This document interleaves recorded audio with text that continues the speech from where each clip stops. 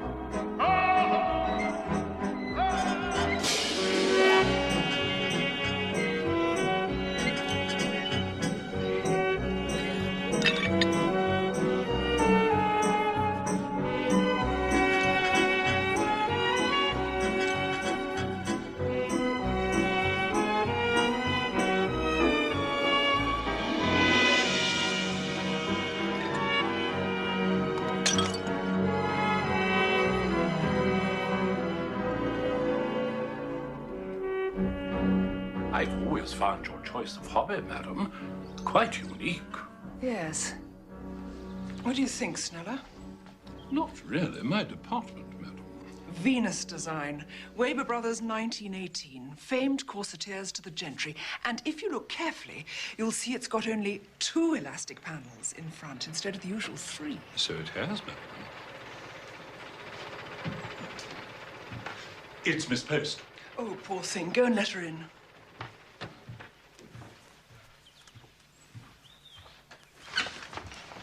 Snella, how are you? Very well, miss.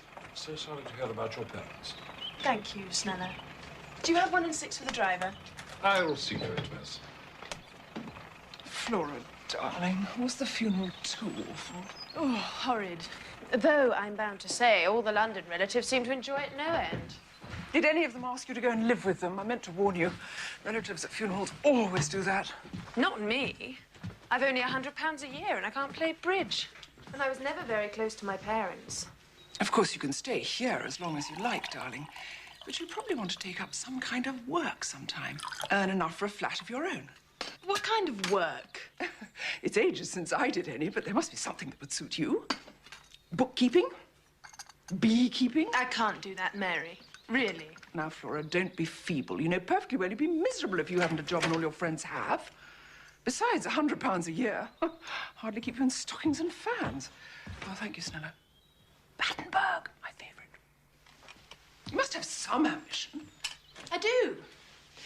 I want to be a writer. When I'm 53, I mean to write a novel as good as Persuasion, but with a modern setting. Well, how will you spend the next 30 years? Living life, collecting material. Surely no one can object to that. I have such a lot in common with Jane Austen.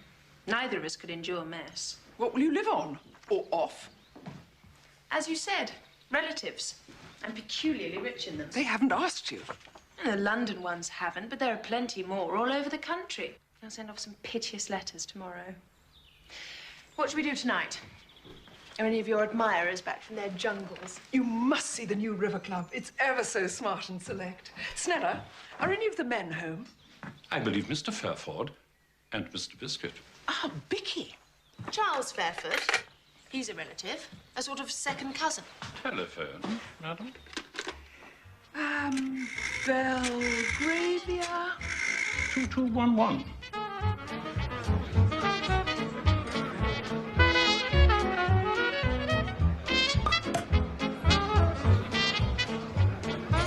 How is Kenya, Vicky? I've heard awful things about it. It's all true. More bubbly? Oh, just pour it, Vicky. Mary says you want to live with relatives. Oh, you shouldn't have said Mary. He might think I want to go and live with him and was angling for an invitation. You'd be very welcome. Mother would love it if you did. What do you do, Charles? Embryo parson, actually. Oh, well, that probably makes it awkward. Anyway, you're not enough of a challenge. I like to organize things and tidy up. You seem tidy already. Besides, I want to learn about real life. What for? To put it in books. Oh. How about it, Mary? I think Vicky wants to dance. What about that game of golf? I say, later. I say.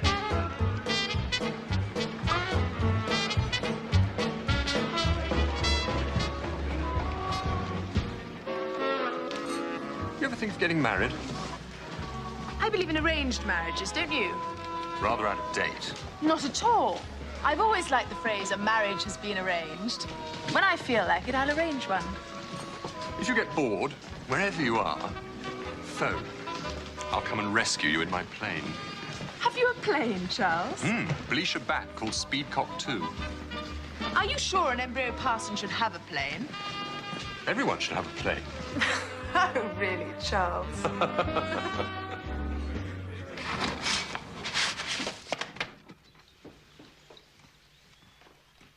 Post, Miss Post. There you are. They've all answered. No, you'll be sorry. Well, wait now. I want to see what they have to say. Then I'll make my choice. Well, go on, then.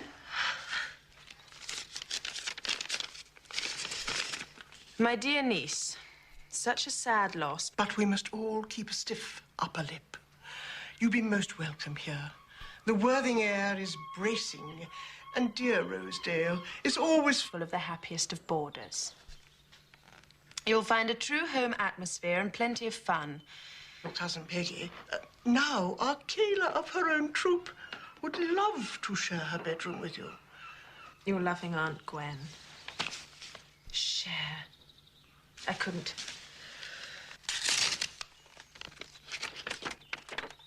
I was shocked by your letter.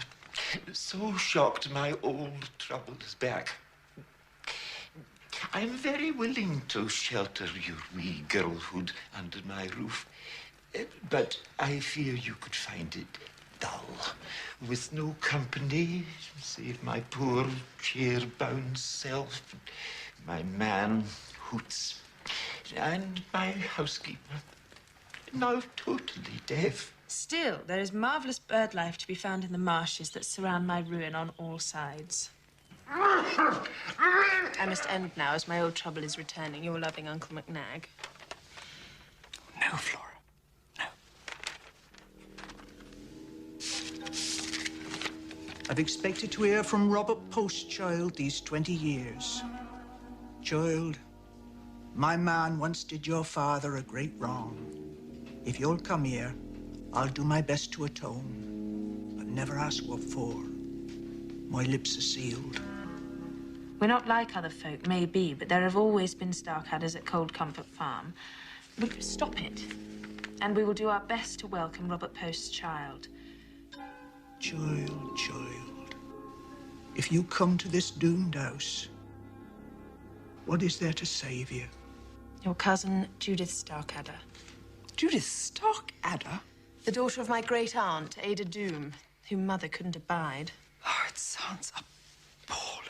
Interesting and appalling.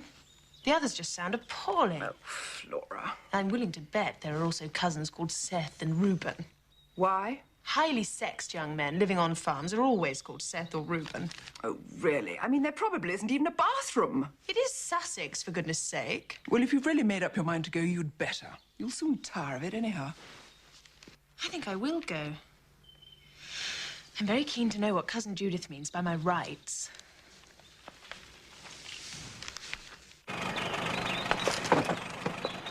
You have to change trains 4 times and get out somewhere called Beershorn Halt.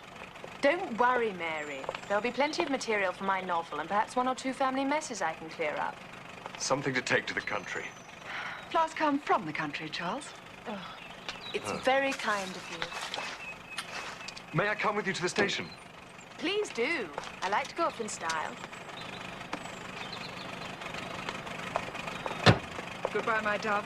I shall expect Regular letters from you letting us know of your progress. And I can send you things. What things? Oh, proper clothes, cheerful fashion papers. You'll need them. You've never lived in the country. I'm sure I'll find it very amusing. Mind you, Wham, if you want any gumboots or anything.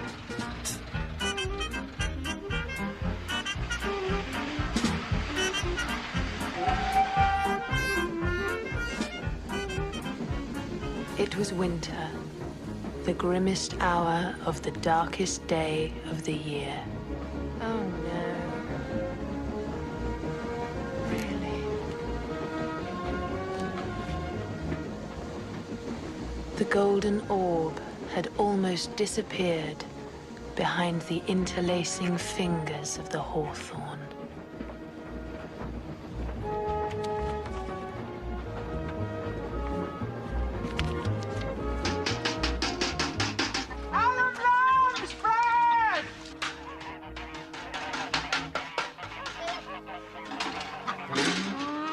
Steady, Graceless. Come on, Feckless, filling up. Adam? Oh, there you are, Adam. How many pails today? Dunno how many, Miss Judith, is hard to tell. If Pointless got over her indigestion, maybe 4. If not, maybe 3.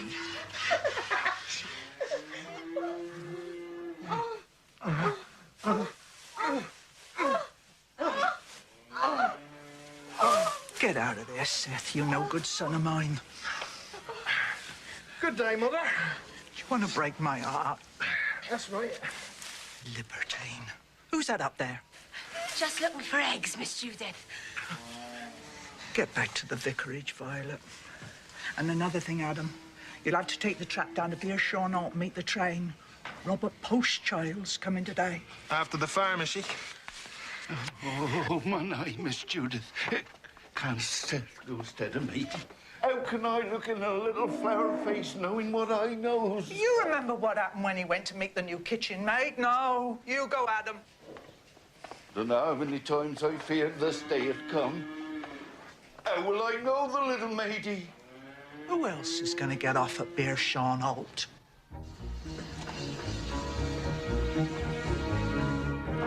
The man's huge body, rude as a wind-tortured thorn, was printed dark against the flame of sand that throbbed on the tip of Mock Uncle Hill. The golden orb. Oh.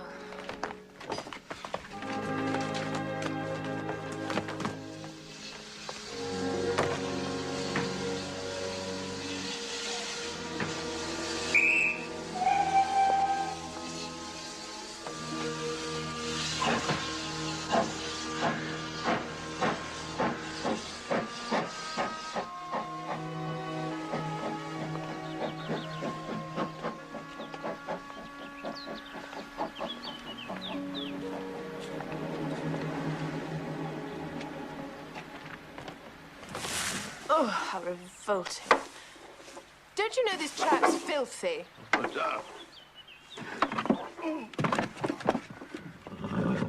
Are ye the little matey? Robert Postchild? Yes, I'm the little maidie. Who are you?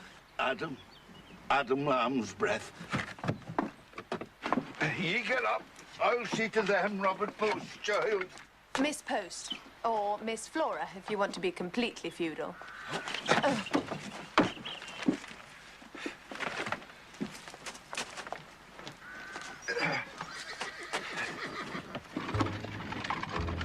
Where's this? Howling, Robert Postchild. Howling? Are we nearly there? Another few miles yet, Robert Postchild. Get on, Viper. What's the farm like? The seeds wither and the earth will not nourish them.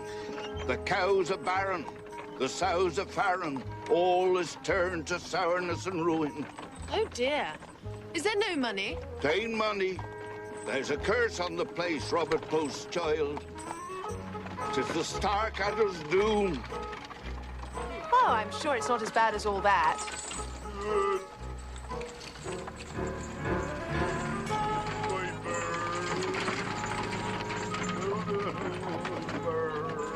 Well, it is a little gloomy, I agree.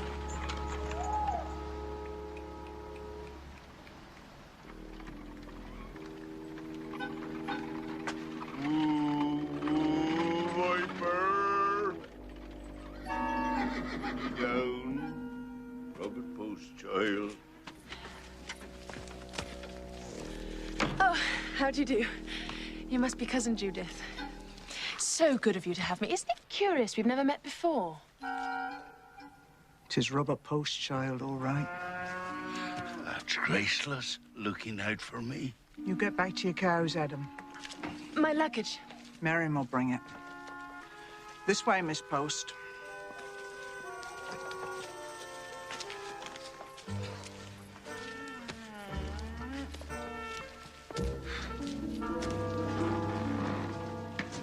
I think just for tonight, I'll eat in my room, if I may.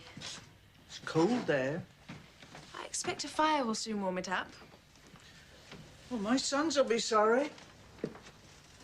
They wanted to see their little cousin. Your sons? Seth and Reuben. Seth and Reuben, really? Well, I'll see them tomorrow, I'm sure.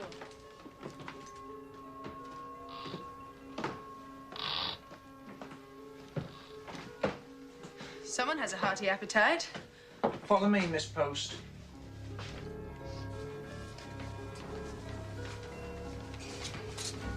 Nobody shall say we didn't do right by Robert Post, child. No, quite. Thank you.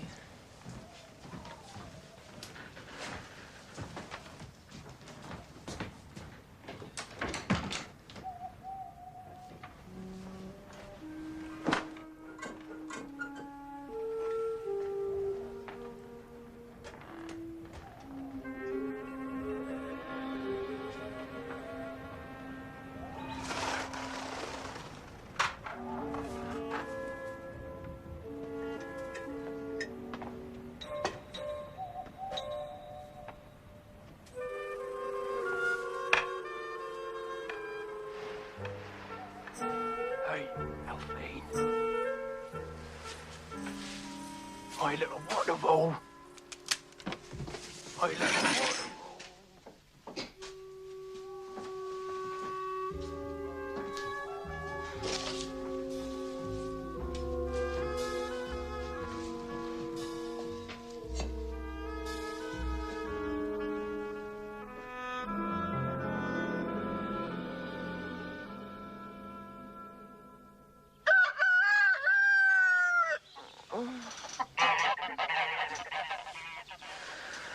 Oh, good. Never self-thankless. I do what I like. Who could have offended the poor dumb beastie better than her life? I know what's in her heart. Better than I know what's in the heart of some union. Look at her. You ought to find a knackered man and thank her. And another thing. I don't play white, like chicken feathers, sell them down Beersham for good money. That weren't I. May I never set hand on plough again if it were. That were irk. I say, do you think you would mind not talking quite so loudly, please? Some of us are trying to sleep. Oh.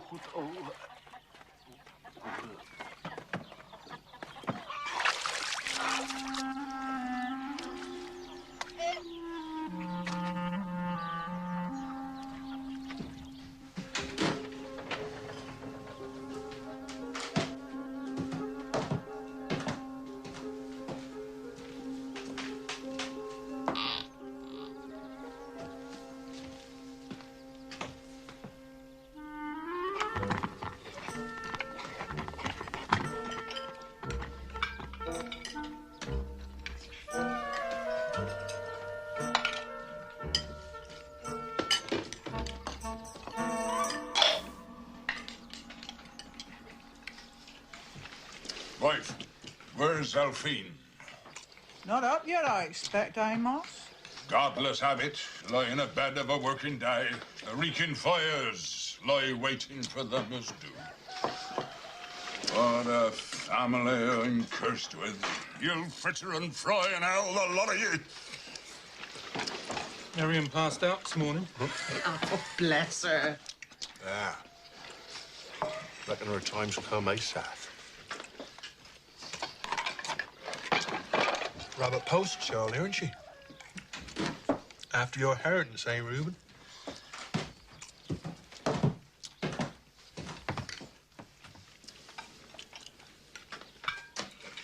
Robert Post's child.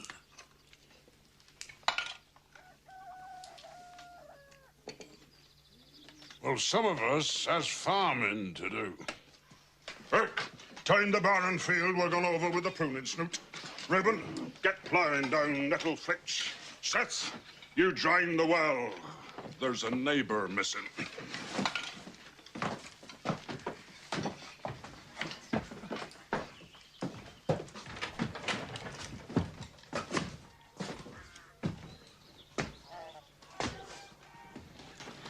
So you're the little lady from London. Your smart way, eh?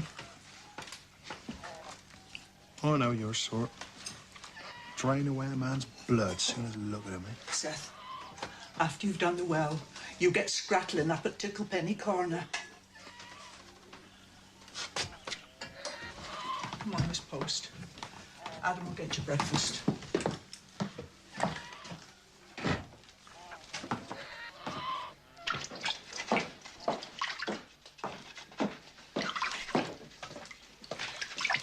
Is there any bread and butter and some tea, Adam? I don't much care for porridge.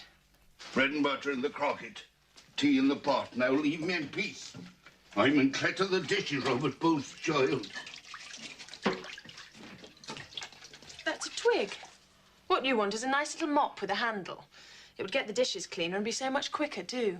Don't want no mop with a handle. I clatter dishes with no phone twig nigh on 50 year. And what was good enough then is good enough now, is it? Adam, I've been thinking about the Starcadder's Doom. Why doesn't Cousin Amos just sell this and buy a farm that doesn't have a curse on it? In Berkshire or Devon, perhaps? Nay. There's always been Starcadders at Cold Comfort Farm. 'Tis impossible for any of us to dream of leaving. Mrs. Starcadder's set on a staying. 'Tis her life. The very life in her veins. Cousin Judith, you mean? She doesn't seem very happy here. No, I mean the old lady, old Mrs. Starcadder. Is she dead? No, miss, she's alive right enough. Her hand lies on us like iron, but she never leaves her room. Never sees no one but Miss Judith. Ain't left the farm these 20 years, that be her trade. Oh, there she is, my little Winnie. Gracious, who is that? That's my cowdling. That's Elfine Starcadder. Does she always charge about like that? She's as wild and shy as a Pharisee of the woods. Days she's gone wandering the downs with only the spying magpies and little rabbits for company. No thought for them as loved her and cowdled her in their bosom when she were a mommet. How trying. I'll take the tray, Adam. Oh, no, miss. I don't think she even know you're here. I understand what to do. Just leave it outside her door. No.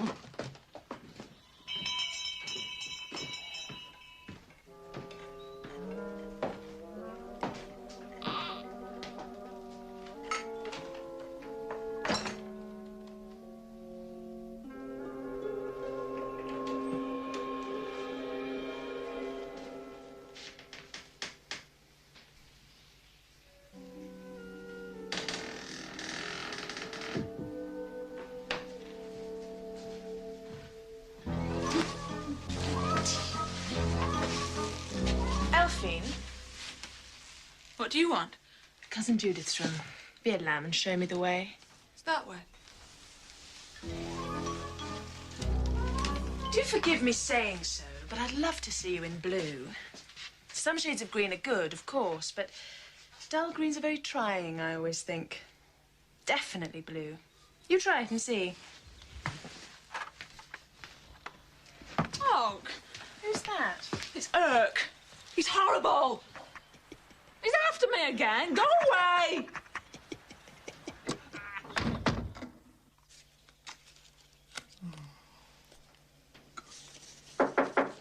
Who's there? Good morning. I'm so sorry to interrupt you while you're busy writing letters. Busy? Oh, busy weaving me own shroud, belike. You can do what you please round the farm, Robert Postchild, if you don't break in on me loneliness. Give me time, and I'll atone for the wrong my man did your father. Give us all time, and we'll atone. I don't suppose you'd care to tell me what the wrong was. My lips are sealed, Miss Post. Just as you like, Cousin Judith. Now, can we discuss my keep?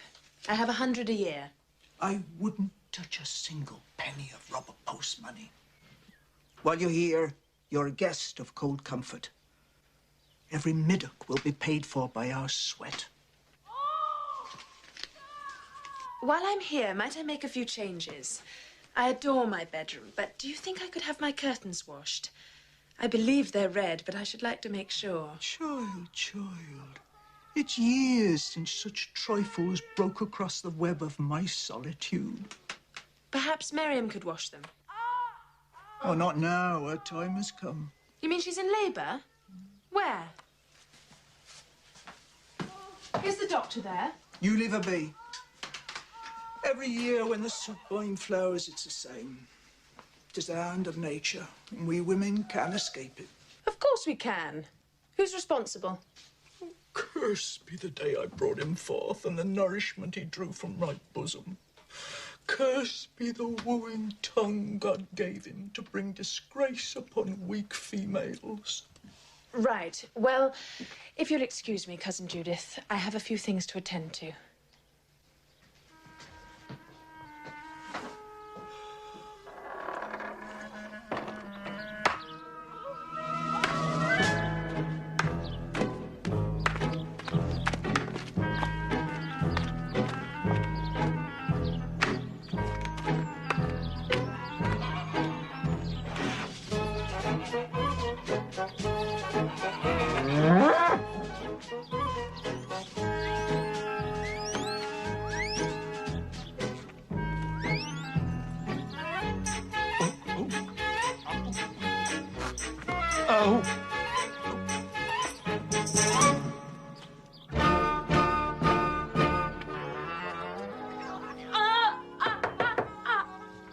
Who's there? Are you all right? It's Miss Post from the farm. What do you want? May I come in? Come to mock me in my shame, Mum? I thought you were in labour. I heard you cry out. Had it last night. I was just moaning a bit. It's not so bad if you keep your spirits up and eat hearty beforehand. Is it your first? 'Tis my fourth. And who knows what'll happen again when the soup boils out in the edges. Now, look, Miriam.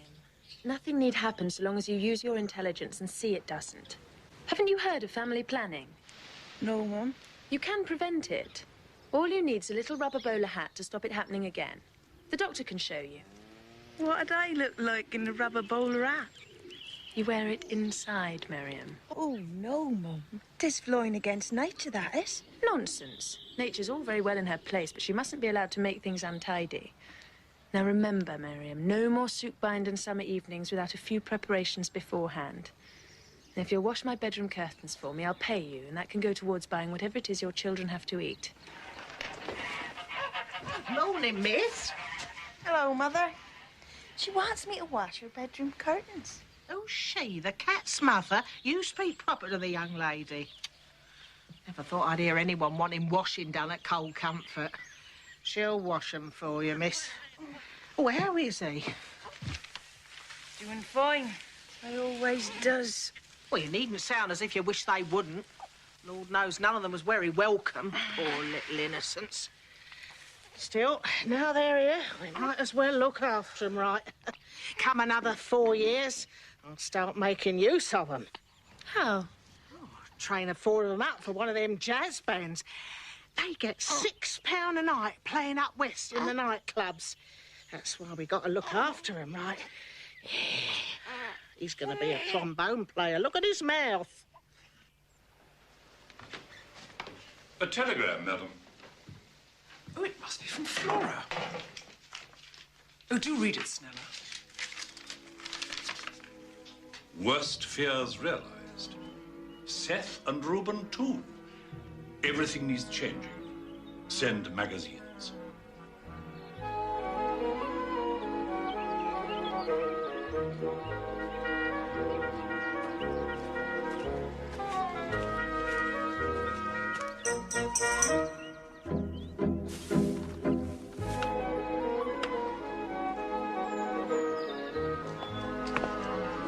Morning.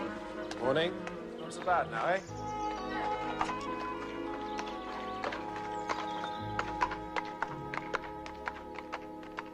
Lunch is due.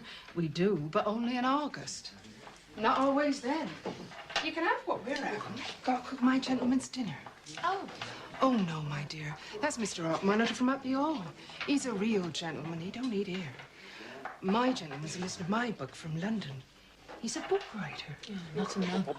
There he is now. Walks the high wheeled all hours, he does, then comes in covered in mud. Oh.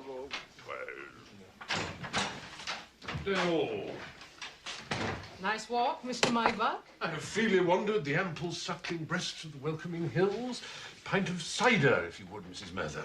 A young lady asking after you. Floral Post, isn't it? Now sit down. We met at the Pulswets in October. Did we, Mr. Mybuck? Meyerberg, don't you remember? Harriet Belmont sat naked on the grass and played to us on her flute. Actually, the Pulswets said you were down here. I rather hoped I would run into you. Better go up and dry off, hadn't you, Mr. Mybuck? Dear me, I do seem somewhat soaked in nature's fecund blessing. I shall see you in a very few moments, my dear Miss Post. But let me warn you, I'm a queer, moody brute. There's rich soil in here if you care to dig for it.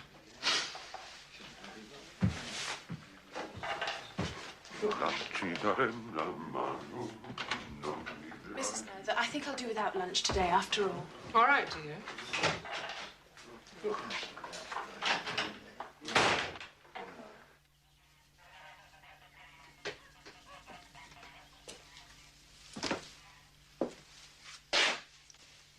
Hello. I thought I'd introduce the custom of afternoon tea. Do you take milk?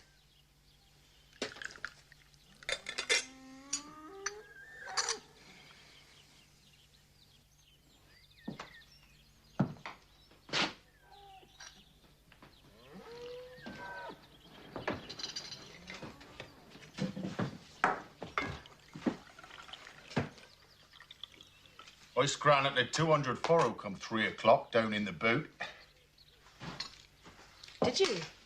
Ah, did too. All the way from Ticklepenny Corner to Nettle Flitch. Could you have done that? No, indeed, I certainly couldn't, Reuben. But then, you see, I shouldn't want to. Take the farm, pay hired men, I'd wager. Waste all the takings. No, I wouldn't. I wouldn't care if Ticklepenny Corner wasn't scranletted at all. I'd let you do it instead. Let! That's a fine word to use to a man that's nursed this farm like a sick marmot. Knows every inch of soil and patch of soup bind in the place. Let's get it straight, Reuben. I don't want the farm. I'm the last person in the world to be any good at scranletting. Really. Prefer to leave it to people who know all about it. Like you.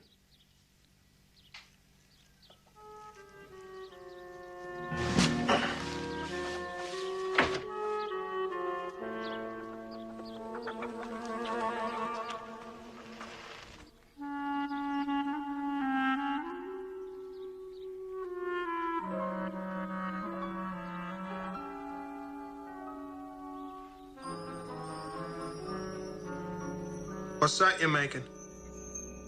A bath towel, Seth. Would you like some tea?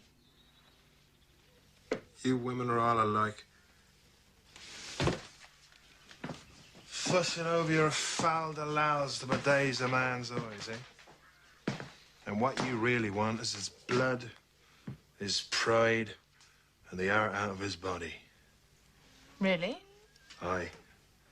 And then when you got him, bound up in your foul de louse and your softness, and he can't move because of the longing that cries in his blood, what do you do then, eh? I'm afraid I don't know, Seth. Would you mind passing me that reel of cotton on the dresser?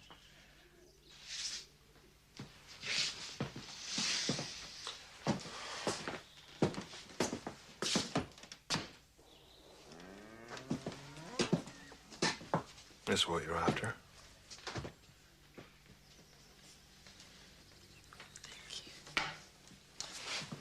You eat some. Same as a hen spider eats a cock spider. But I don't let no women eat me. I eat Sam instead. You don't understand what I'm saying, do you? Little innocent. Yes, and I think it's dreadful. Yeah. What do you do in the evening, Seth, when you're not eating people? Go over beer shot at Talkies. Oh, you like the talkies? Better than anything in the old world.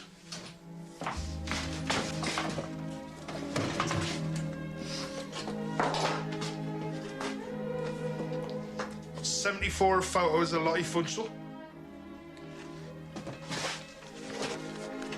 40 of Jenny Carroll. 55 Laura Valley. All Simons. That's where I'm going now. Do you want to come? We're showing Street Sinners. I saw it in London, actually. Thank you, Seth. You'll enjoy it.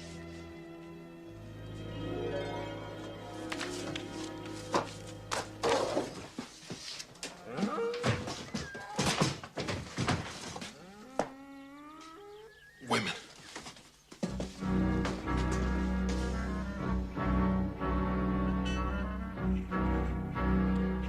My dear Mary, you'll be glad to know my campaign for tidying up Cold Comfort Farm is going rather well. I've already begun to soften the dour Reuben, and I think I've discovered the real nature of Seth's grand passion. I've started teaching the hired girl the precautionary arts. Very good. All part of my mission to drag them into the modern world. And I'm also getting my bedroom curtains washed. But I still have to meet Aunt Ada Doom, and I have no idea what wrong was done to Papa. Please send this month's bill.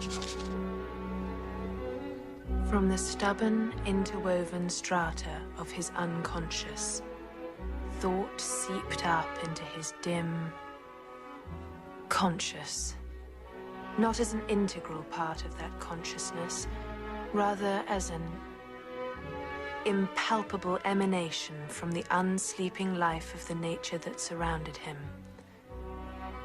The golden orb, the golden orb. Oh, dear.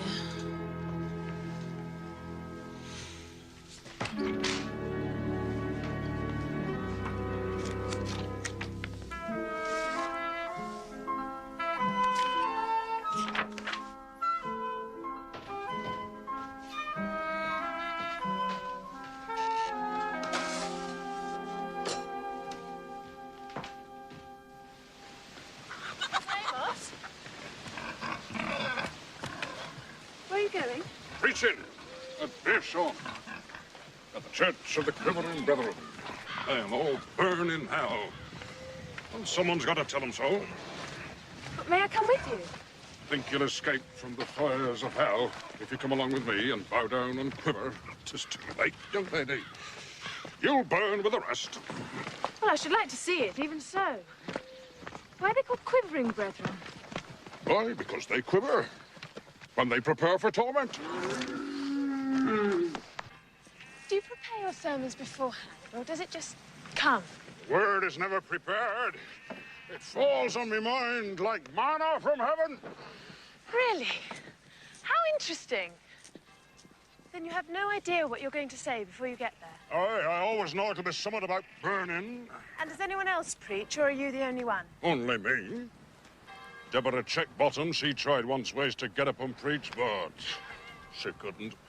The Lord weren't in her.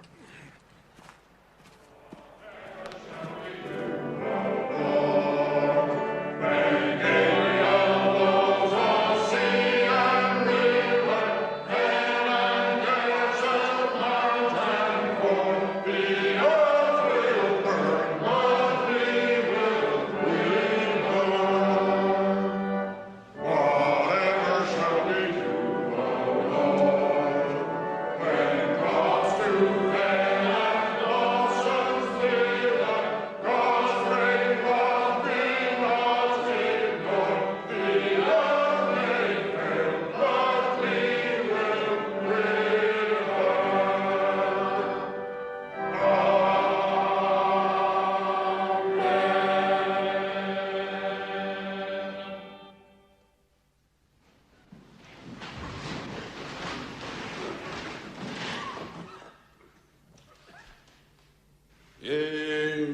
Miserable, crawling worms. Are you here again, then?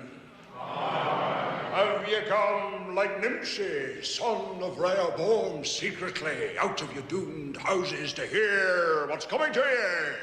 Have you come, old and young, sick and well, matrons and virgins? If there be any virgins amongst you, which is not likely, the world being in the wicked state that it is. Have you come to hear me tell you of the great crimson-licking flames of hellfire? Aye, you've come, dozens of you, like rats to the granary, like field mice when there's harvest home. And what good will it do ye? You are all damned! Damned! And you never stop to think what that word means. No, you don't. It means endless, horrifying torment. It means your poor sinful body stretched out on red-hot gridirons in the nethermost fiery pit of hell, and those demons mocking you while they waves cooling jellies in front of you. You know what it's like when you burn your hand? Taking a cake out of the oven, or lighting one of them godless cigarettes, and it stings with a fearful pain, aye?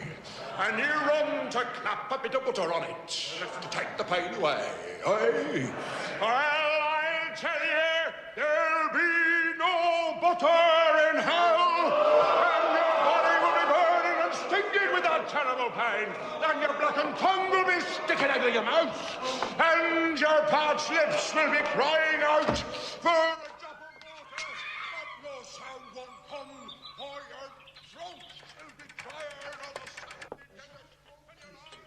Cakes? And an orange with sugar on it. Thank you.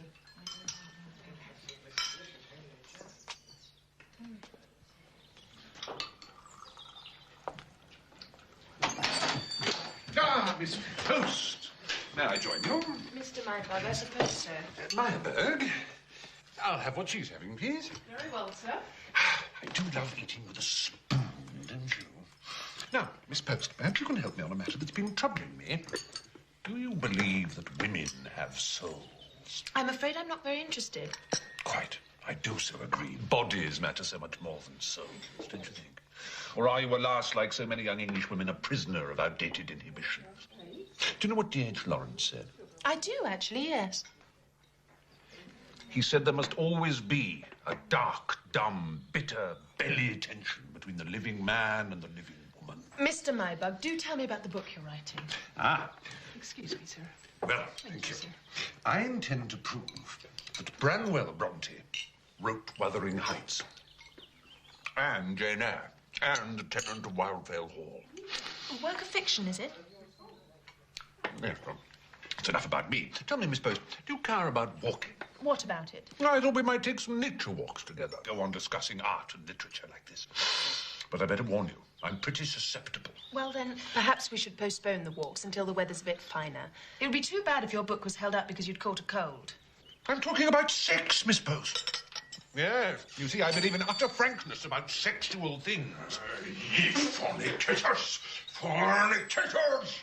I assure you, Miss Post and I are just old friends. We met in London. Oh, aye, the devil's city, the stinking pit of whoredom. Come on, young lady. It's back to cold comfort for you.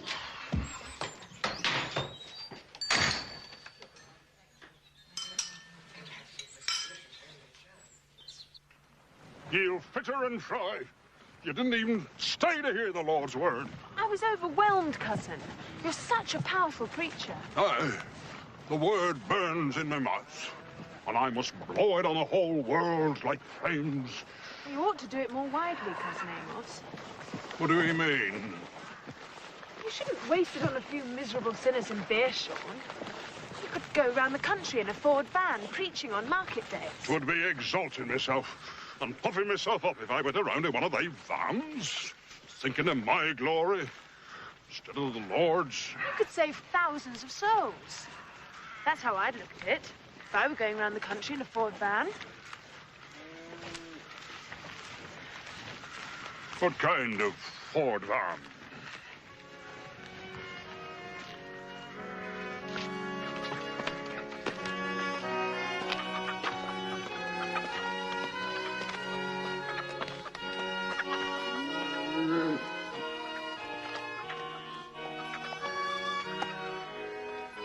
Has she been asking about me?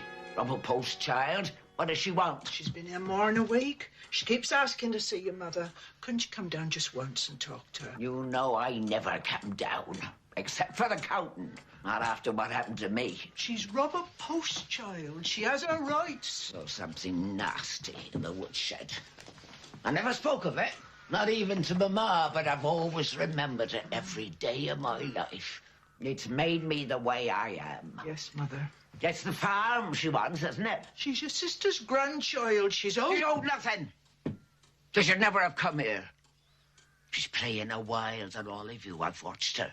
Reuben, Seth, now Amos. I'm not having it, girl. There've always been star-cadders in Cold Comfort Farm. Yes, Mother, don't upset yourself. Star-cadders! Always were, always will be. Tell her, girl. Tell her!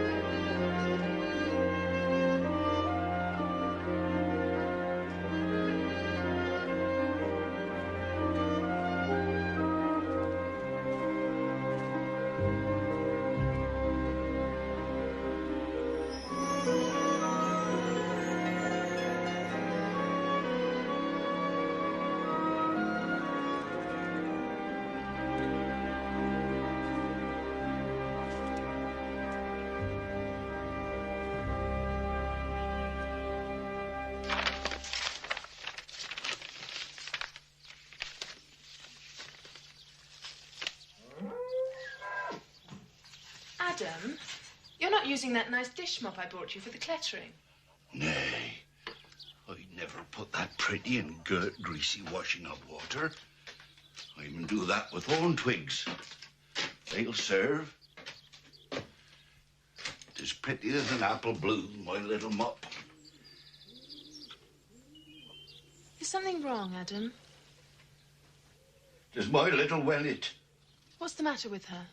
She's always peering through the windows up Ouchie Carroll to get a sight of that young chuck-stubborn Master Richard. Dick Hawk Monitor? Blast him for a set-up yearling of a womanizer. Oh, I hear he's nice enough. You knows the ways of gentry. Him the young squire, and her just a little wennet out of nature. Indeed, I do know the ways of gentry. I'm sure he means no harm. Problem is, Elfine's not quite the sort gentry marry. 'Tis what I mean. Leave it to me, Adam. I'll talk to her. Oh, little wennet. Sister Sun and Brother Wind dancing through the woodland trees. This little ode to you I sing and whisper it upon the breeze. Really, Elfine, don't you think you sometimes overdo it a bit? Overdo what? This will-o'-the-wisp thing. Who encouraged you to be like that? Miss Ashford from the Arts and Crafts shop in Beersham. She was so kind to me. She taught me such a lot. How to dress, how to speak beautifully. She had such lovely things. And she made you read poetry? Write it too, probably. Yes, I'm going to publish a volume when I'm 50. Huh? And that's why you have to be alone on the hillsides, is it? Yes, so I can be with my poetry and my dreams. Anyway, I can't stand the farm another minute. Why not? Of course. horrible. He's always in the tree outside my window, spying on me. And Grandma Doom said I'm promised to marry him when I'm 18. Oh, no. Why? Because he's a starcadder. And there have always been starcadders at Cold Comfort Farm. There's someone else, isn't there? How did you know? There always is. Dick Hawk Monitor at the hall. Yes? Are you engaged to him? Engaged? No. No, it's too binding. Don't you think it's horrible to bind someone down? I see. So he doesn't want to marry you? Oh, I think he does sometimes. But he's got his London cousin called Pamela. It's his 21st birthday party next month. They're bound to get engaged then. Next month? Well, then it's quite simple. You must go to this party and win him over. I can't go to the party. Grandma Doom doesn't let us accept invitations, only to funerals and the church and the women. Look, there he is! Isn't he fine? Yes. He should suit you very nicely. Would you like me to help you?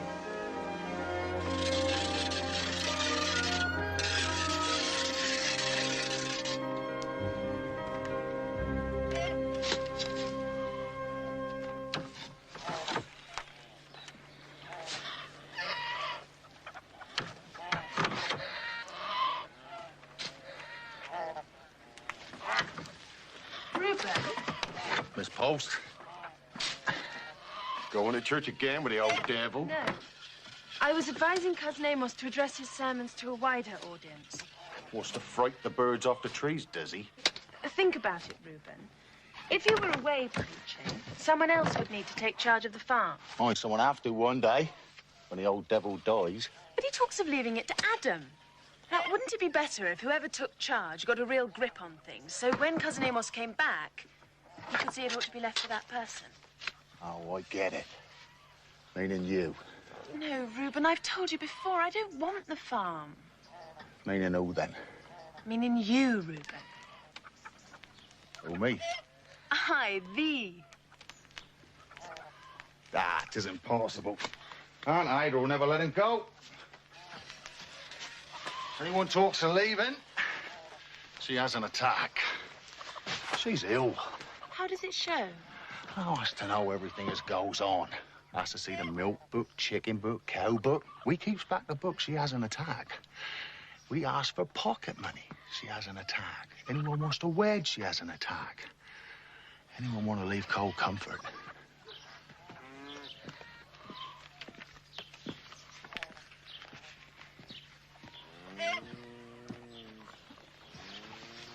She ain't like other people's grandmothers. She's mad, and that's all. I see. Well, just because Aunt Ada is mad, there's no reason why you shouldn't persuade Amos to go on his preaching tour.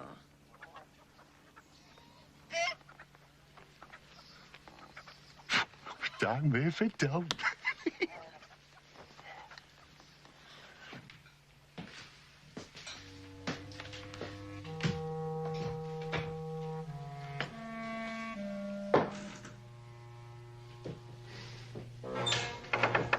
Aunt Ada, isn't it time we talked? I saw something nasty. I saw something nasty. Aunt Ada! Something nasty in the woodshed. Go away, girl. How long have you been in there, Aunt Ada? Ever since my Judith married Amos. Isn't it lonely? Lonely? I saw something nasty in the woodshed. Did you? What? I don't remember anymore. I was little. Something terrible. And it was in the woodshed. Are you sure? Of course I'm sure. Or maybe the potting shed. Or the bicycle shed. Or the tool shed. All these years, getting 5 good meals a day, running the farm, ruling the roost, everyone doing exactly as you say and sacrificing their lives to yours. It's not bad, is it? Just for seeing something nasty in the woodshed. Everything depends on me. Does it?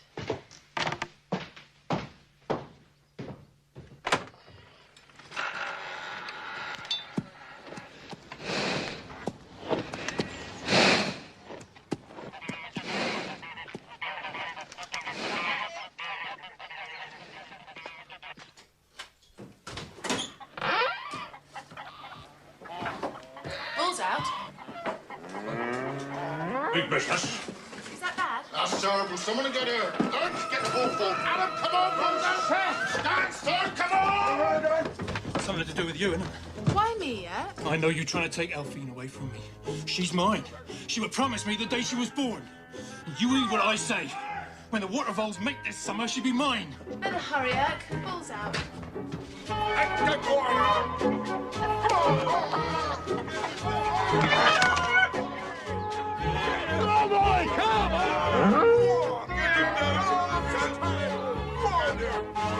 Come on, Adam!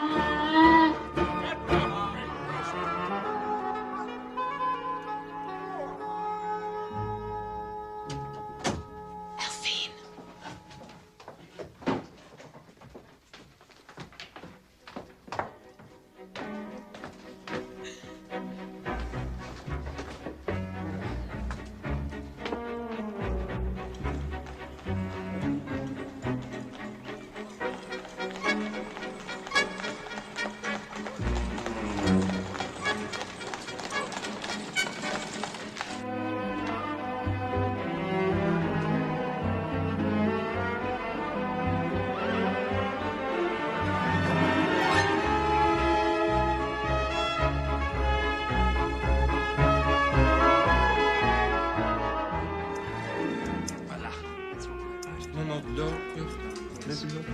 Le view est un œuf.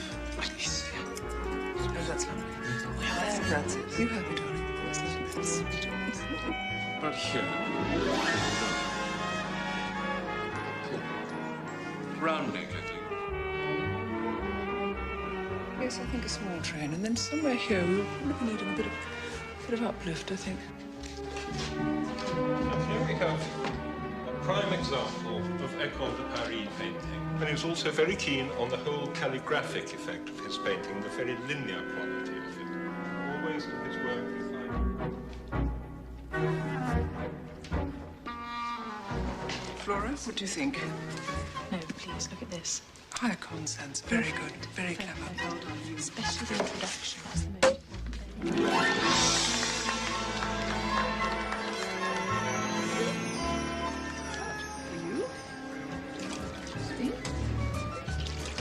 I think she's charming. Wait till we've finished. Do you like your new dress, Elphine? Oh, it's heavenly. It's white satin, straight lines. Better than poetry? Do explain to her about poetry, Mary. Do I gather that you love poetry and think that if you talk about it to a young man like Dick Hawk Monitor, he'll be pleased? Everybody loves poetry.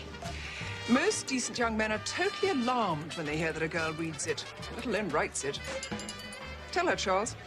Dick Hawk Monitor's a perfectly nice You know chap. him? Of course. And his mother. Rather well, actually. But poetry of Dick? No, quite frankly. In fact, when poetry is combined with ill-groomed hair and eccentric dress, it's generally fatal. You're very lucky, Elphine. You must have seen your finer points. I shall write it secretly, then. Quite right. It's bad to be dewy-eyed among smart people, but you can always secretly despise them. You see, Elphine, we tell you these things so you'll have some standards inside yourself. Now you're going to meet a new kind of life. Thank you. Everything arranged, Charles? Absolutely. What's arranged? Never mind. Charles is going to help. I said I might. Who's this man, my bug? Oh, just a strange Laurentian person who says he's in love with me. Jealous, Charles? Good. Enjoying herself, Elphine? Oh, it's going to be such fun. No, it's going to be amusing or diverting. Not such fun, darling.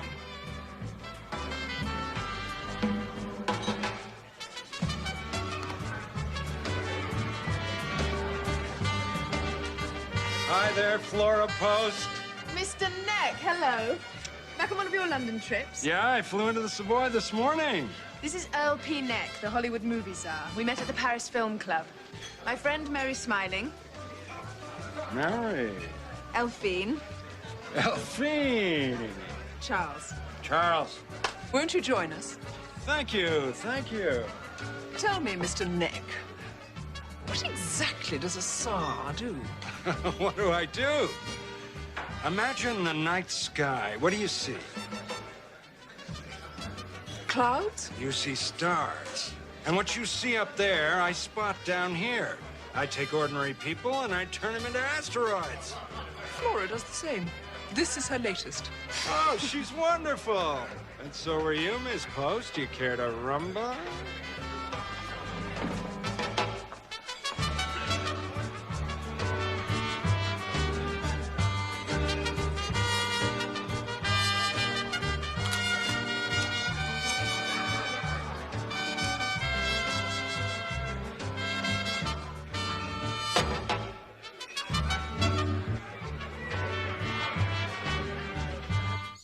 Forsyths. Smith Jones, Clyde Forresters. Miss Gertrude Forster. Oh, those unfortunate Field Morrisons. Oh, and I've invited Pamela's parents, just in case there's a double celebration. Mother.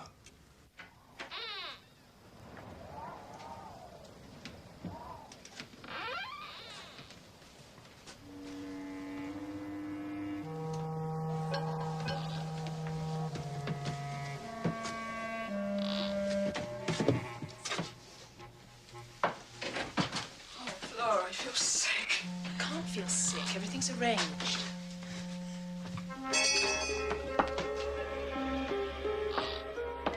Is Irk out the way? Saw him down Ticklebenny Corner talking to the waterfalls.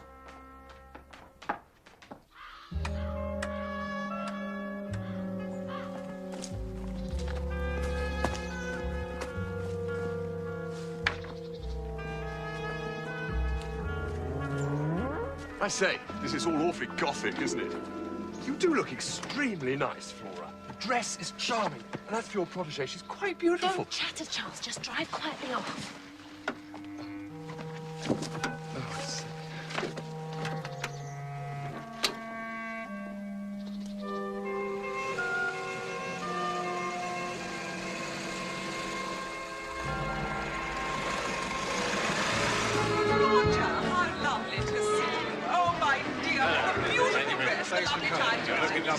James, how lovely to see you. Hello, James. How are you? How far? Charles, all the way from London. You didn't travel up with Pamela by any chance? Afraid not, Mrs. Hawke Monitor. May I introduce Flora Post? She's staying locally, actually. Oh, what a shame, Miss Post. We haven't seen anything of you. Where are you staying? I'm just staying a few miles up the road with relatives. This is my first evening out. Oh. Thanks very much. Well, have a lovely evening. All right, thank you. Good evening. Who's that?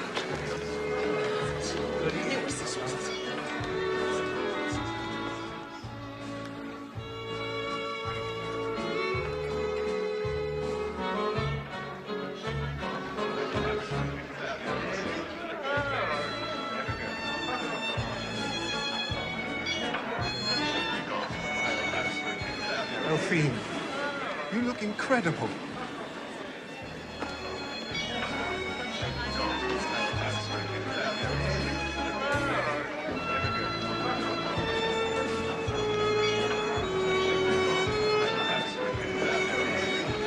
Is it working?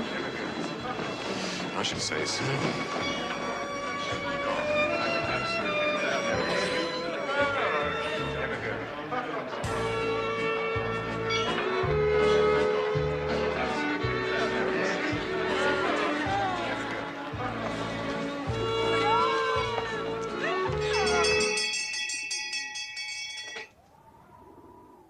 I must go downstairs.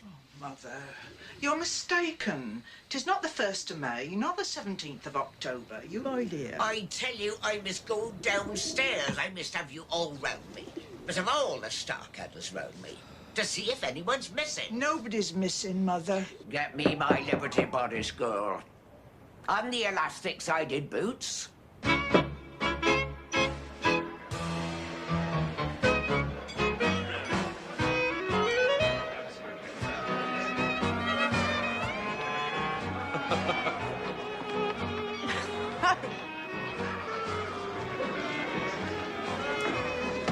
Feeling neglected, sir?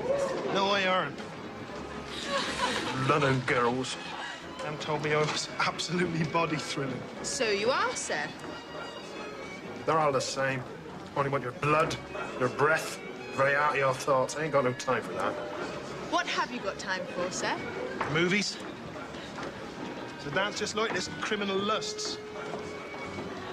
Shall we try it then?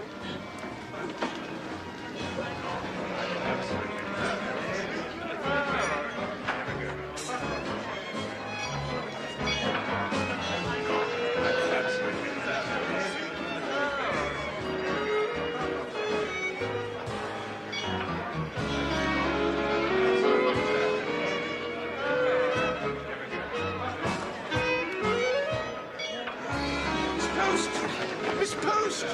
I love you! Miss Post!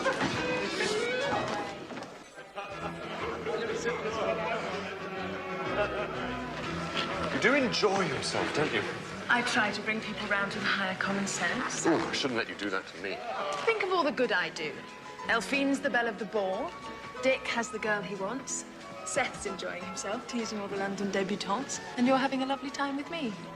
Take your disgusting bourgeois hands off me! Miss Post! Miss Post, tell them who I am! He's Mr. Mybug, a famous writer. I'm sorry, miss. This is a private party. Come on, sir. Miss Post! Miss Post, I'm engorgingly in love with you! I can't help feeling a bit sorry for him. Never mind, we're all purified by suffering. He's so obnoxious. I haven't the heart to tell him that's why I won't let him kiss me. He thinks I'm inhibited. I'm not, of course. I'm not obnoxious. No, Charles, exactly. Speech! Ladies and gentlemen, friends, Lord Lieutenant, I'm really glad you could all come to my 21st. Mama hasn't thrown a bash for me like this since I was wearing a christening dress. Anyway, this has been a particularly fine evening. No, I mean for me. Because, well, I have something to tell you all. Miss Elphine Starkadder and I have just become engaged. Elphine.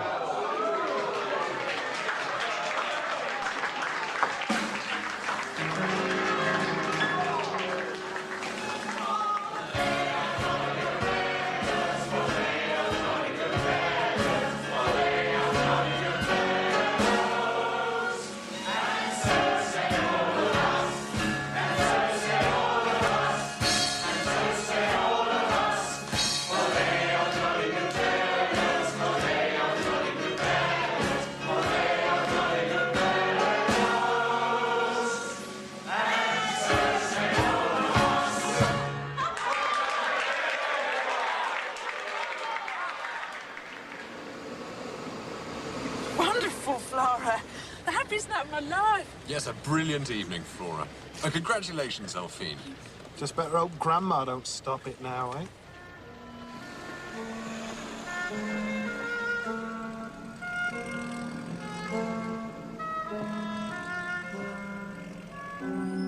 I thought you told me they'd all be in bed. It's Grandma. She's come downstairs. I reckon she's holding the counting. What counting? We have rum lot of Starkadders. Some of us goes barmy, some of us dies in childhood, some of us pushes others down wells. So once a year, Grandma holds a little gathering. Called accounting. She must be doing it early for some reason. Charles, thank you. Come back to London with me. No, Charles. It's not finished yet. I say, Flora, when am I going to get a look in?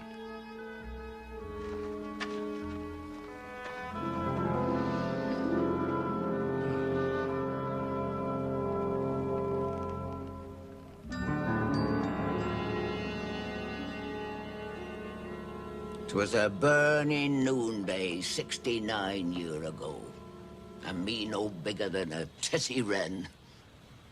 And I saw something nasty in the woodshed. You're all wicked and cruel. I know you all want to go away and leave me with what I saw. But there've always been Starkadders at Cold Comfort Farm. And you'll never go. None of you.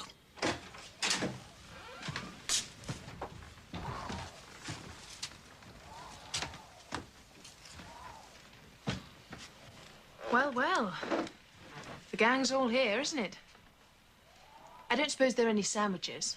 Who's that there, then? It's Robert Post's child. Come and meet your Aunt Ada Doom. How do you do, Aunt Ada? Look who's come to see your mother. It's Flora Post. I saw something nasty in the woodshed. There have always been star-cadders at Cold Comfort Farm. You'll stay here, all of you. Amos and Judith, Seth and Reuben, Burke and Elphine. And Rennet. Who's Rennet? The one who looks as if she's just jumped in the well. She's a kind of third cousin, we think. It's time to hold the counting.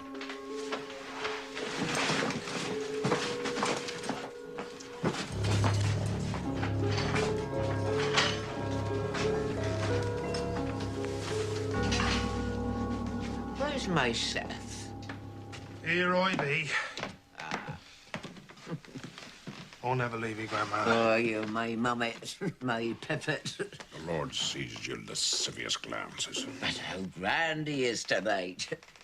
And Elphine, dressed up like a proper little lady. But what's all this? What you been doing, boy? Tell your granny.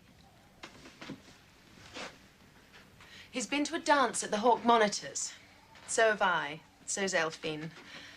And what's more, Aunt Ada, Elphine and Richard Hawk Monitor are engaged to be married a month from now. No! Hey! Waterfall! She ain't worth it! She ain't worth nothing! Elphine was promised work when she was born. Amos, you're the man here. Tell them what their duty is. I've got something to say, Mother. I've been wrestling and praying and brooding over it, and I know the Lord's truth at last. I mun go abroad in one of they Ford vans, preaching all over the countryside. Aye, like the apostles of old. I've heard my call, and I mun follow it. No, you don't! No one can leave me! I shall go mad and die alone in the woodshed with nasty things pressed on me! You strike and torment me all you want. I hear the glad voices of the angels calling me over the ploughed fields, and the little seedlings is clapping their hands in prayer. 'Tis goodbye to you all. I've broken your chains at last, Mother, with the help of the angels and the Lord's word. Where's my hat? No! Amos! What shall become of us? The Lord will provide. Or not, according to his whim. I'll send you a card from where I'm going. I shall go mad, Amos. I promise you. I'm sorry, Mother. The Lord's will.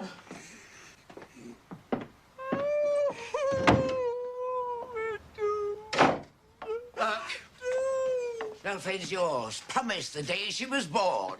You take her back, boy. She just ain't worth it. No, she ain't. Have me instead. Don't you have him, Ducky, unless she feels like it. I can always make him wash a bit, if I feels like it. Come on, my beauty. Dirt as you are. Wait! Into the mire to There you go, Sue. I shall go mad, I tell you. Expect there'll be another little beetle soon, now the soup line's flowering. Emma's gone. Not gone. I'm all alone. All alone in the woodshed. And who took them away? It was you, wasn't it? You chit, you scheming brat. It was you, Robert Post's child. You poured poison into their ears. Come on, sit down. Come on.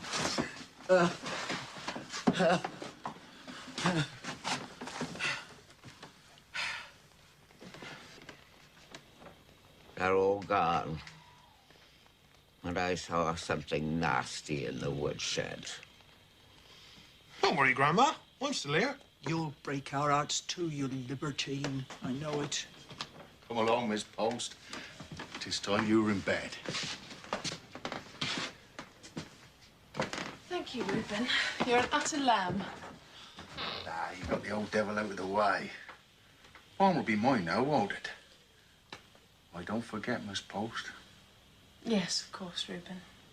Good night.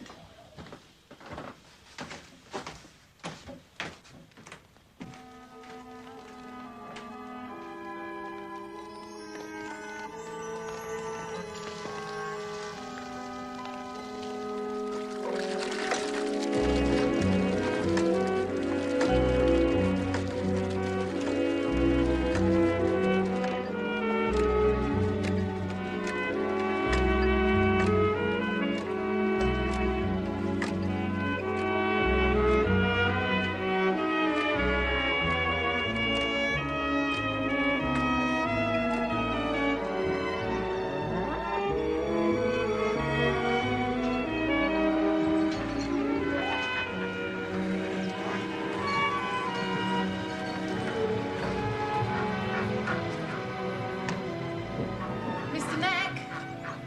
Mr. Neck! Mr. Neck! Is the house of Usher open? May I come in? Mr. Neck, how wonderful to see you. I'll come down.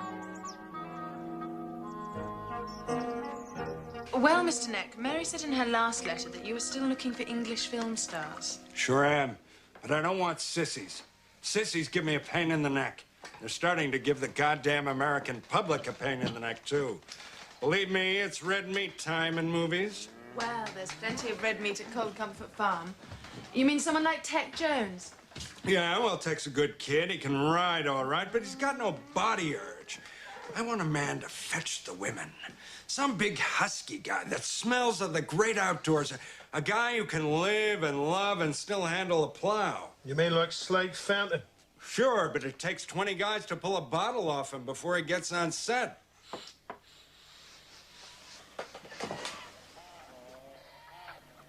That's it. Hold it there. Who are you, son? Oh, Seth, there you are. This is my cousin, Seth Starkadder.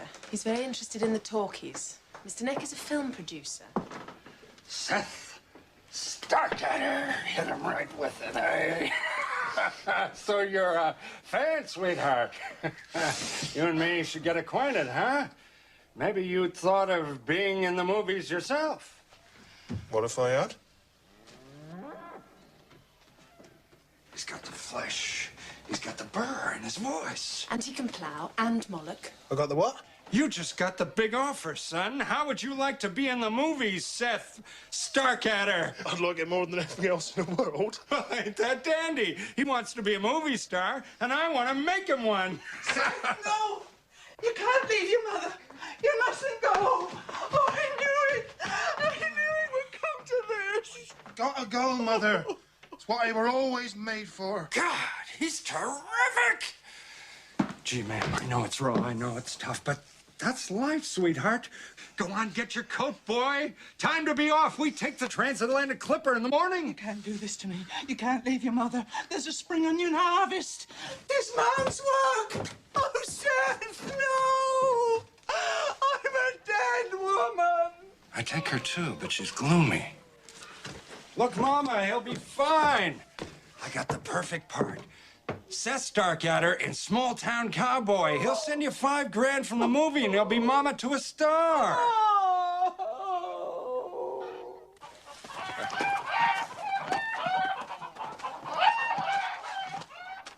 Well, goodbye, Mr. Neck. I'm sure we'll meet again in London. I look forward to it. And thanks for the boy. He's quite a find. Mother, come on down. Mother, he's taking my Seth. Oh, Seth. Oh, mercy, it's great Aunt Ada. I think you'd better hurry up and go. Leave me. No, I forbid it. I saw something nasty in the woodshed. Sure you did, but did it see you, baby? Come on, Seth. Hollywood's waiting.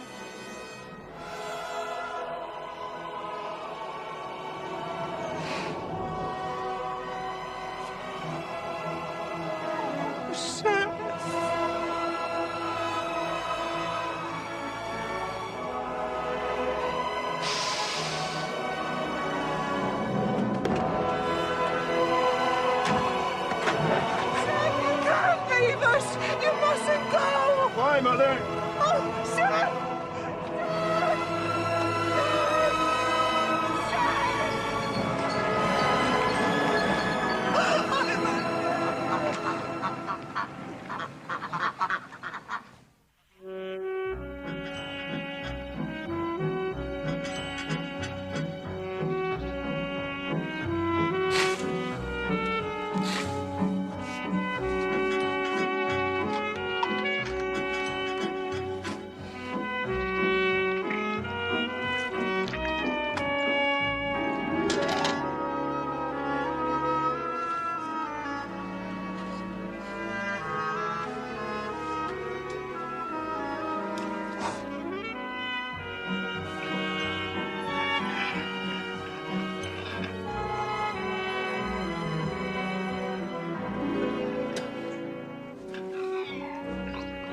Drive a plough, her milk a cow.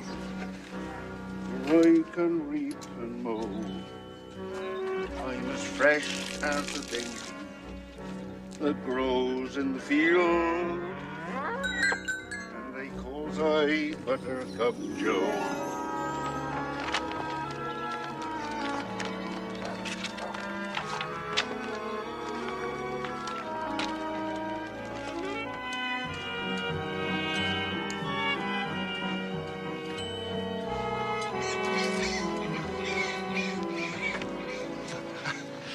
Yeah, well, place look a lot better, eh, Miss Post? Much better, Reuben. I knew you were the one to take charge. Should please the old devil when he comes back, eh? I don't think he is coming back. I had a card today. Praise the Lord. I go to spread the word among the heathen Americans with the Reverend Elderberry Shiftglass of Chicago. Tell Reuben he can have the old place. They will start her.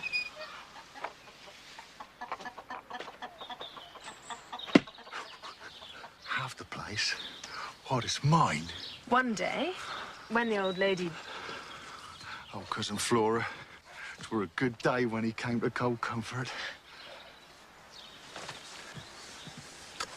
Here.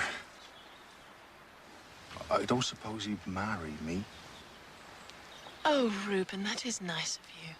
Oh, I mean it, Miss Post. I like your pretty ways. I like yours too, but I'm afraid it would never do.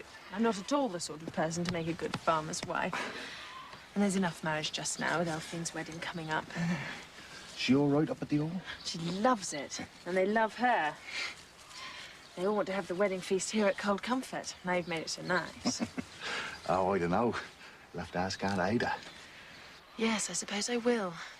But you wouldn't mind. Oh, no, not at all, no. That were a no, by the way, were it? Yes, it were no. You'll find someone. What about Rennet? No one in their right mind would marry Rennet. But I'll find someone.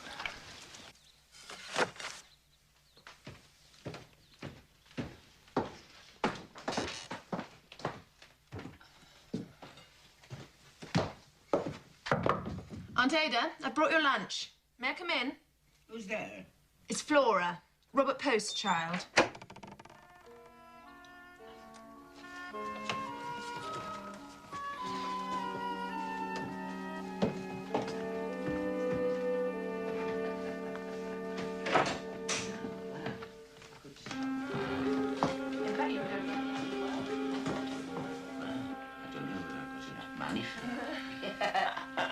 Oh, dang me.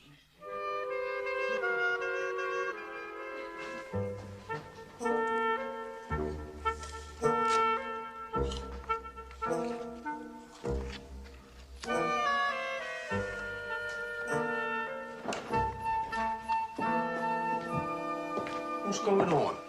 No supper? I didn't like to make supper, Master Reuben. Miss Post went up to see the old lady at noon and she hadn't come back down again. They been talking all day. I ought to take up some sandwiches and Oh, coke. no, Miss Beadle. Better let him be. Miss Post knows what she's doing. Something terrible will come of it. What's happened? She all right, the old lady? She's absolutely fine. I've just put her to bed. What?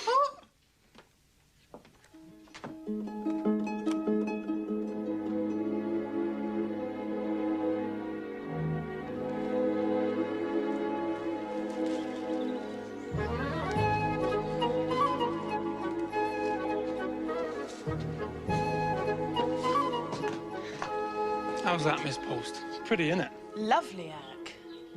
Now, could you fetch the men? I want to set up the tables for the feast. One for the farmers, one for the county.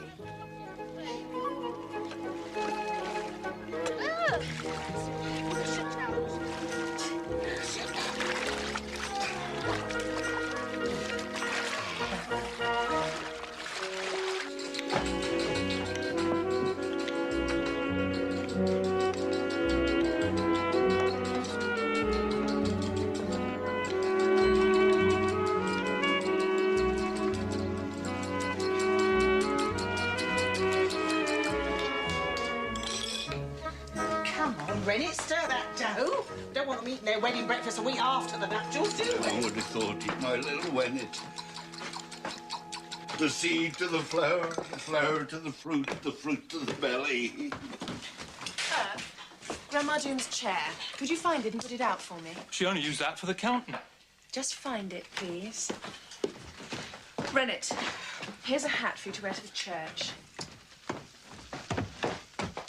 Oh, Cousin Flora, do you mind? I ain't used to them collar. No, of course, Reuben. Sit down.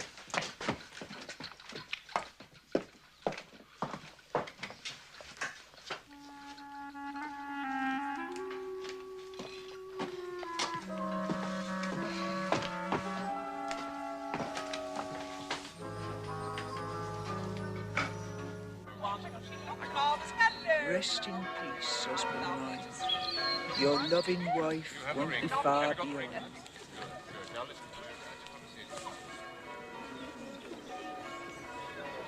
Here lies my darling George. Whatever shall I do without you come the harvest? Cousin Judith, I'd like you to meet Dr. Adolf Moodle from Vienna. Leave me to my fate, Robert Postchild. It's a very great pleasure to meet you, Mrs. Starkadder. I have heard something of you from Fräulein Post. You must leave me be. I'm a dead woman. Now she's safely gathered in, delivered from this life of sin. Yes. Well, never mind that now. It was rain when your father and I got married. I must go in. Yes. Good luck. Well, come on. Freddie, I wanted to come over this week. Yes. About those Yes, people it being- is. It is. Yes, he was coming over. It was yesterday, was I know? Hi, Miss Post! What a marvelous day for a wedding. Dr. Moodle, this is Mr. Myburgh. Meyerberg. Dr. Moodle, yes, I know by reputation, of course, but never actually met. I did attend one of your lectures once. The Mind at War with Itself. Ah, so. And weren't you there too, Miss Post? Yes, indeed, Mr. Myburgh. Dr. Moodle, could I ask you to accompany Cousin Judith into the church? It will be my pleasure. Tell me, do you like old churches? Mr. Myburgh, would you excuse me? I've spotted someone I simply must talk to.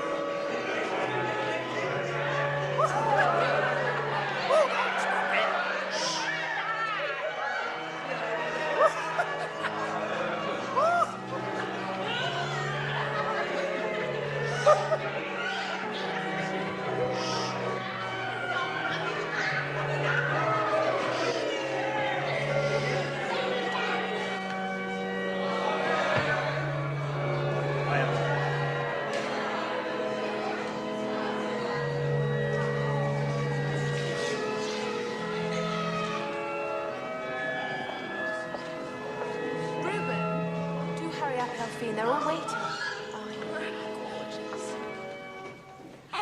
Flora, do I look nice? Don't be nervous. Excuse me, dear. Where might be dressed?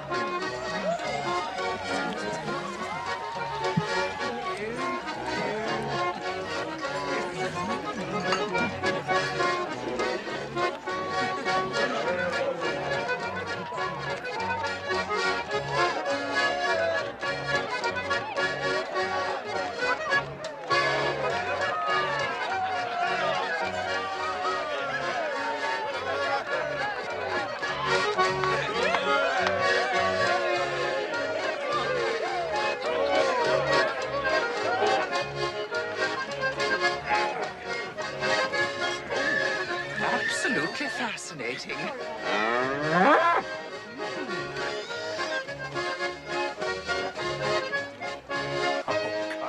I don't usually.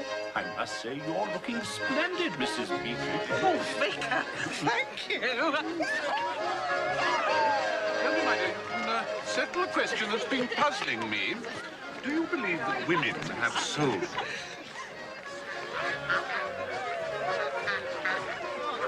A wedding present for you, matey. A gift from my own wild marsh ticket. Oh, Madam, how sweet of you. Oh, put it in thy bosom. 'Twill make ye bear 4 children. That it will. You'll see.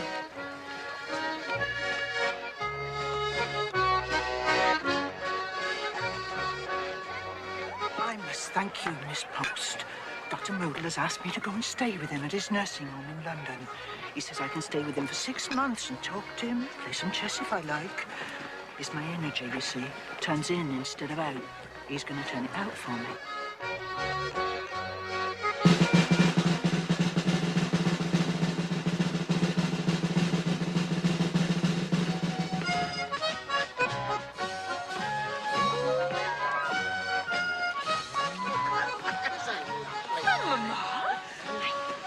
Why, 'tis her. All dressed up to go out. It's flowing against nature. Look at her. Well, I never. Granny. She must have seen something nasty in the woodshed.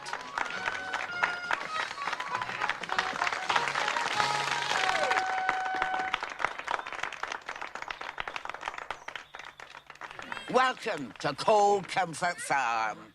There's always been stock at Cold Comfort Farm. But it's been some time since we've had a wedding here. I must admit that Elphine's wedding has not turned out quite as I'd planned. But I've never seen her looking lovelier or more radiant. So I give it my blessing. My great niece Flora has told me something very wise. What a pleasant life. How to put it, dear? What a pleasant life might be had in this world by a handsome, sensible old lady of good fortune, blessed with a sound constitution and a firm will. Jane Austen. Jane Austen. So, I'm taking her advice and leaving for Paris in a few moments.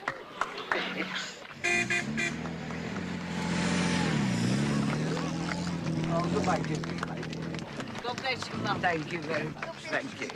Thank Now, you. remember, when you get to Nice, ask for the Hotel Miramar. I will, my dear. I shall do exactly as you advise. You won't find me plucking my eyebrows. No dieting, no doting on the boy, 25. There is just one thing, Aunt Ada, before you go. What was the wrong Amos did my father? And what are my rights? Aunt Ada, Well, yes, my dear. Adam wants to come to Hooketcher Hall with us and look after our cows. Do you mind? Who will care for factors aimless, graceless, and pointless? Adam, you wouldn't desert them. Never, ma'am. Take 'em with me. There's room for all at Ouchie Well, you may take 'em if you want to, Adam. Bless ye, Miss Starcatter. You'm a good 'un after all. And bless ye, Robert Post, child. You'm lifted the doom from Cold Comfort. 3 cheers for Aunt Ada! Hip, hip! Hip, hip!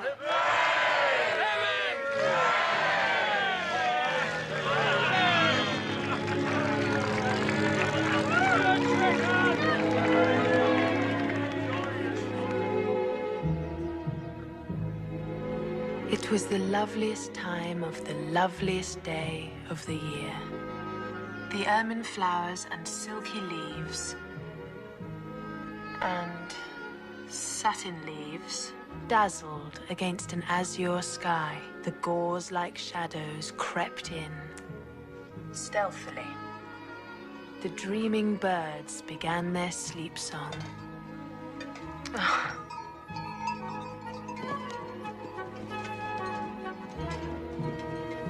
Golden orb. The golden orb. The golden orb.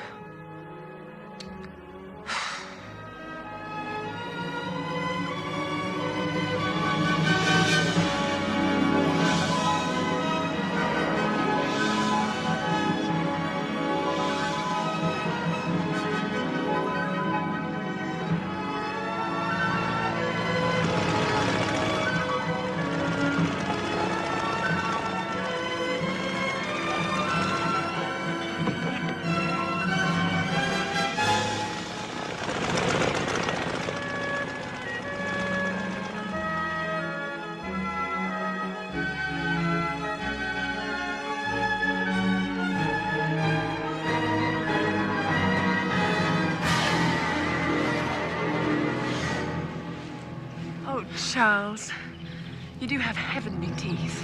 Come on.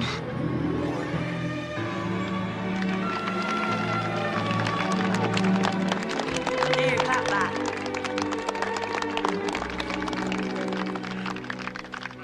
This is forever, isn't it?